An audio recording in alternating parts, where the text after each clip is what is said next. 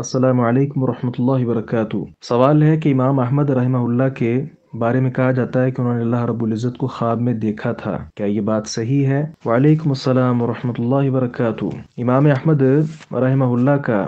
اللہ رب العزت کو خواب میں دیکھنا، کئی علماء نے اس کا تذکرہ کیا ہے، جس طرح کہ قشیری نے اپنے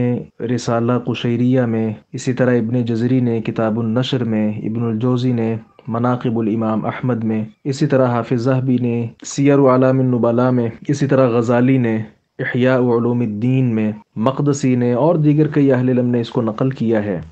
لیکن اہل علم متقنین جو ہیں، اور بالخصوص ہمارے یعنی جو اس دور کے علماء ہیں، یہ واقعہ اس قدر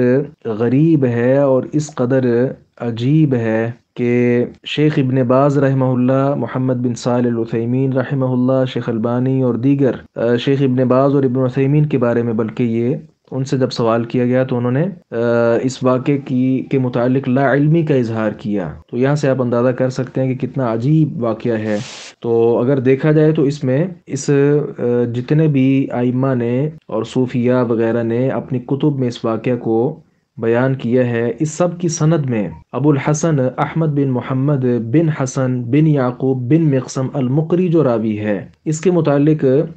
تاریخ بغداد میں خطیب صاحب نے اس کے ترجمے میں لکھا ہے کہ حدیث بیان کرنے میں یہ راوی ضعیف ہے، ان لوگوں سے یہ روایت بیان کرتا ہے جس سے اس کی ملاقات بھی ثابت نہیں ہے، تو ایسی روایت منقطع ہوئی، گویا یہ واقعہ ہم کہہ سکتے ہیں کہ جھوٹا واقعہ ہے یہ۔ جی السلام علیکم ورحمۃ اللہ وبرکاتہ۔